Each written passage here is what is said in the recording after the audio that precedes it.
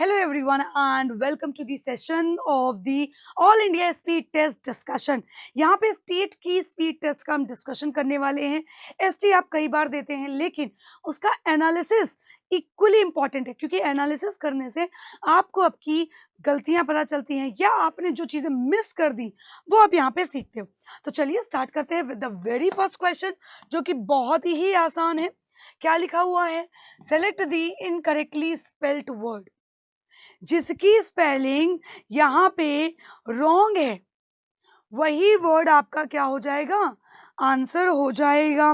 ठीक है, तो आपको देख के क्या लगता है यहाँ पे कि कौन सी स्पेलिंग रॉन्ग है? बताइए कौन सी स्पेलिंग यहाँ पे रॉन्ग है, जल्दी से बताइए।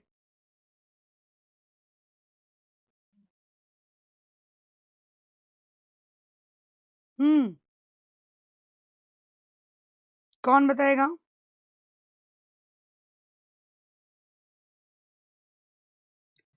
फर्स्ट वन बिल्कुल सही, क्योंकि सुपरसीड की स्पेलिंग क्या होती है? When we talk about supersede, यहाँ पे एस नहीं, सी नहीं, यहाँ पे क्या होता है? एस होता है।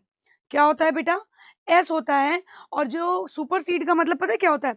इसकी स्पेलिंग अगर लिखोगे ना, सुपर सीड, जिसका मतलब होता है जब आप बहुत ज्यादा कंफ्यूज स्टेज में रहते हैं, आपको समझ नहीं आता कि क्या करना है, तो उसके लिए हम यूज करते हैं क्या? सुपरसीड। नेक्स्ट वर्ड है यहाँ पे इनडिफैटिगेबल।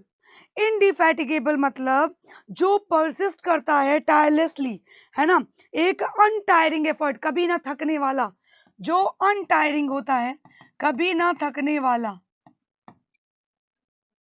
उसे हम क्या बोलते हैं? इनडिफैटिगेबल। ऑटोप्सी, जैसे होता है ना बायोप्सी, तो वैसे होता है autopsy. Autopsy is the postmortem examination. क्या होता है? जो पोस्टमार्टम वगैरह होता है ना आफ्टर डेथ, तो वो होता है। एनोनिमस मतलब कोई भी चीज एक समान। तो यहाँ पे जो correct answer incorrectly spelled word है that is option number A. ठीक, चलो नेक्स्ट। आपको बताना है most appropriate antonym of the word vulgar. देखो वल्गर तो सभी जानते हैं, ये तो वल्गर बोल रहा है ना। तो यहाँ पे कोई ऐसा person who is not polite और वेल बिहेव्ड, जो अच्छा व्यवहार ना करता हो, जो बुरे शब्दों का प्रयोग करता हो या पोलाइटली ना बोले, उसे हम बोलते हैं वल्गर। अब हमें बताना है इसका एंटोनिम। सीनियर तो दूर दूर तक नहीं होगा। डिक्रीज मतलब किसी चीज को रिड्यूस कर देना, कम कर देना। इग्नोरेंट मतलब इग्नोर कर देना, तो इग्नोर या डिनाई कर देना, तो ये भी नहीं है। रिफाइंड क्या हो जाएगा? एकदम साफ सुथरा धुला हुआ। जैसे रिफाइंड ऑयल क्या होता है? ऑयल को और ज्यादा जब मशीन्स के थ्रू गुजारा जाता है तो उसको रिफाइंड ऑयल बोलते हैं, रिफाइन करके, है ना, तो रिफाइन करना। तो यही इसका करेक्ट एंटोनिम हो जाएगा। तो आंसर मार्क कर देंगे option number D. Next, get the x. X मतलब क्या होता है? कुल्हाड़ी। कुल्हाड़ी को पाना, इस इडियम का मतलब क्या हो जाएगा? कुल्हाड़ी को पाना। यहाँ पे गेट दी एक्स का मतलब बेसिकली पता क्या होता है? Burden job, loose the job, relax job या गेट द जॉब। तो गेट द जॉब का यहाँ पे कभी कभी हम लोग मीनिंग टू मीनिंग या वर्ड टू मीनिंग चले जाते हैं, बट वो सही नहीं होता है। ईडियम एकदम अपोजिटिव बात करता है। It means you lose a job, आप अपनी जॉब खो चुके हैं।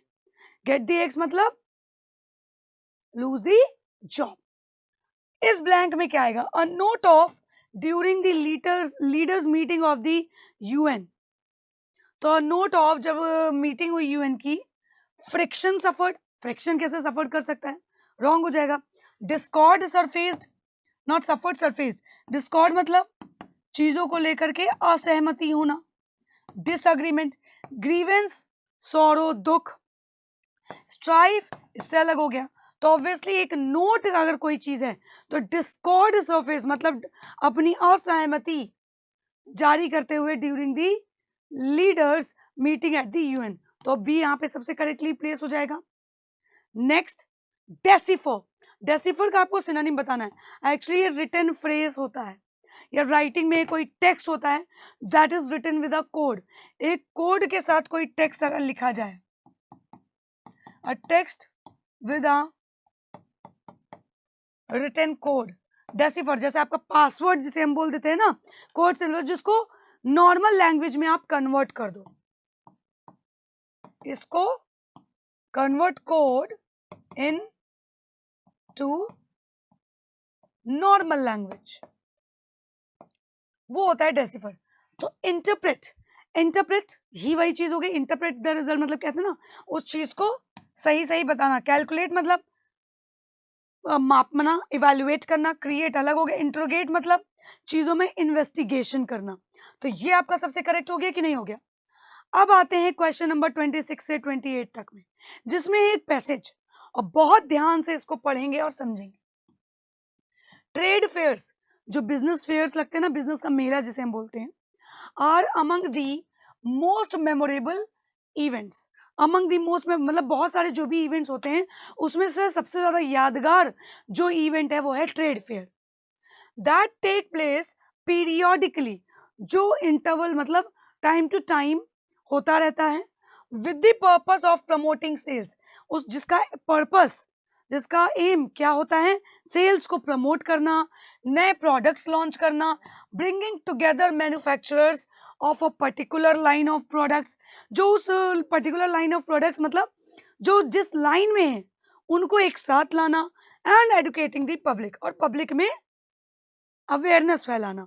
सो they are held at all levels. और ये जो ट्रेड फेयर्स होते हैं ना हर स्तर पर होते हैं, अंतरराष्ट्रीय स्तर पर बोल लो, इंटरनेशनल, नेशनल, स्टेट और डिस्ट्रिक्ट, जिला, राज्य, हर जगह। So the most prominent among them, उनमें से सबसे ज्यादा जो इंपॉर्टेंट है, are the India international trade fair, जो भारत अंतरराष्ट्रीय ट्रेड फेयर होता है वो सबसे ज्यादा इंपॉर्टेंट है। वर्ल्ड बुक फेयर भी है, information technology fair, electronic trade and technology fair, textile fair, auto expo, state level book fairs, district level exhibitions, ये सब है। जो इंडिया ट्रेड प्रमोशन ऑर्गेनाइजेशन है, India trade promotion organisation, that is ITPO, which was incorporated in 1992, जिसका incorporation कब हुआ था, 1992 में। कैसे?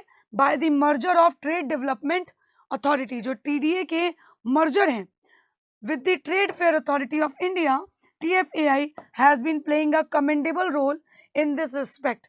वो दोनों मिल करके बहुत ही एक अच्छा रोल प्ले कर रहे हैं। ऐसा कहा जा सकता है, इट कैन बी सेड, ऐसा कहा जा सकता है विदाउट डाउट, बिना किसी डाउट के, that sales promotion is the most important purpose of these fairs. तो बिना किसी डाउट के ये एकदम साफ साफ बात कही जा सकती है कि जो सबसे इंपॉर्टेंट पर्पस इन फेयर्स का वो क्या है, sales promotion.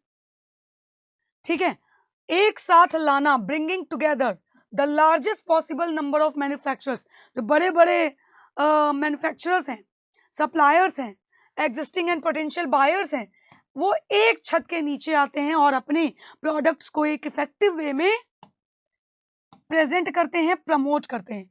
All these people come together on a single platform, सभी लोग एक सिंगल प्लेटफॉर्म में आते हैं। ट्रेड फेयर एक ऐसी जगह है जहाँ पे डिफरेंट फेयर्स लगते हैं, ट्रेड फेयर, बिजनेस फेयर लगते हैं, और अलग अलग जगह से लोग आकर के एक सिंगल प्लेटफॉर्म में for a fixed period of time आकर के अपने प्रोडक्ट्स को एक इफेक्टिव वे में प्रेजेंट करते हैं, प्रमोट करते हैं। So this offers a unique opportunity to, और ये ट्रेड फेयर एक बहुत ही अनोखी अपॉर्चुनिटी है किसी भी मैन्युफैक्चरर सप्लायर के लिए, to display their best products and services, कि वो अपने बेस्ट प्रोडक्ट और सर्विसेज को का डिस्प्ले कर सके, उनको प्रमोट कर सके, and the buyers get a chance to see a wide range of products, और खरीदारों को कहीं ना कहीं एक मौका मिलता है जो इतने ज्यादा वाइड रेंज में प्रोडक्ट और सर्विसेज शो करते हैं, प्रमोट करते हैं। Conferences, seminars, live product demonstrations and presentations are regular features of these fairs and exhibitions. तो उस फेयर और एग्जीबिशन में क्या होता है, कॉन्फ्रेंस होती है, सेमिनार होता है, लाइव प्रोडक्ट का एग्जांपल डेमोन्स्ट्रेशन दिया जाता है, प्रेजेंटेशन दी जाती है, वो इसके ट्रेड फेयर का एक फीचर है। इसके बाद भी बिसाइड दिस, यानी apart from this, colourful cultural programme are also important features of such fairs. इन फेयर्स में कुछ सांस्कृतिक कार्यक्रम भी कराए जाते हैं। So this fairs give a good opportunity to the artist to showcase their skills and talent at such specially organized programs. ये जो स्पेशली ऑर्गेनाइज प्रोग्राम होते हैं, ये कहीं ना कहीं थोड़ा सा पीछे रह जाते हैं कि वो अपनी स्किल्स और टैलेंट को शो नहीं कर पाते। ओवरऑल पैसेज किस पे बेस्ड है? ट्रेड फेयर पे। तो लिखा है how is the trade fair an effective way of promoting products. Products को प्रमोट करने में ट्रेड फेयर कैसे एक इफेक्टिव वे है? It brings together the maximum number of manufacturers, suppliers and buyers in a single place, और it brings together the maximum number of buyers to a single place, खाली buyers को। It is conducted by the trade fair authority of India, किसके द्वारा conduct किया जाता है? It has seminars, conferences and film shows on the various products. तो यहाँ पे ये पूछ रहे हैं कि भैया ये जो बिजनेस का मेला लगता है, ये कैसे एक इफेक्टिव वे प्रमोट करने को, प्रोडक्ट्स को प्रमोट करने का। तो इससे बेहतरीन तो कुछ नहीं हो सकता कि जहाँ पे मैन्युफैक्चरर्स, बायर्स, सप्लायर्स सब कोई आता है in a single roof, under the single roof. ठीक है, तो ये आपका करेक्ट आंसर हो गया। ITPO stands for Indian trade and promotion order, India trade promotion organisation, India trade promotion authority, या ट्रेडर्स एंड प्रोडक्ट्स। तो हमें तो लगता है बी ही होगा, ये तो अभी हमने जस्ट पढ़ा। जब पैसेज अच्छे से पढ़ लो तो आंसर हमारा बहुत आसानी से आ जाता है। Next, what are the some of the regular features of the trade fair? Regular features क्या है? तो ये देखो सामने ही लिखा है, ये अभी हमने पढ़ा। कॉन्फ्रेंस, सेमिनार, ये डेली होता है, live product demonstration and presentation. तो ऑप्शन नंबर डी, बाकी पढ़ने की जरूरत ही नहीं पड़ी। अब ये ईडियम दिया है, इसका आपको मीनिंग बताना है। To beat around the bush, कहते हैं ना झाड़ियों में एकदम अननेसेसरली काम करना, उसमें पीटना। तो व्हेन यू स्पीक वेगली और इनडायरेक्टली चीजों को बोलते हो, यूफेमिस्टिकली जिसे हम बोलते हैं, यूफेमिज्म। ठीक है, टू अवॉइड टॉकिंग डायरेक्टली, किसी से डायरेक्टली बात ना करके इनडायरेक्टली अपनी बात को समझाना। It means you are beating around the bush, it means to talk about a lot of unimportant things, जो चीजें बिल्कुल जरूरी नहीं है उन पर बात करना। And the last question, vanquish, इसका आपको सिनोनिम बताना है। वैंक्विश मतलब किसी को हरा देना, डिफीट थॉरली, किसी को हरा देना, तो डिफीट ही हो जाएगा इसका आंसर। अटैक मतलब होता है हमला करना, विक्ट्री इज जीत, लॉस मतलब आपका नुकसान।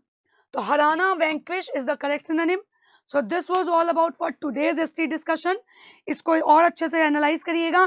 मिलेंगे 7 number speed test class. Thank you everyone.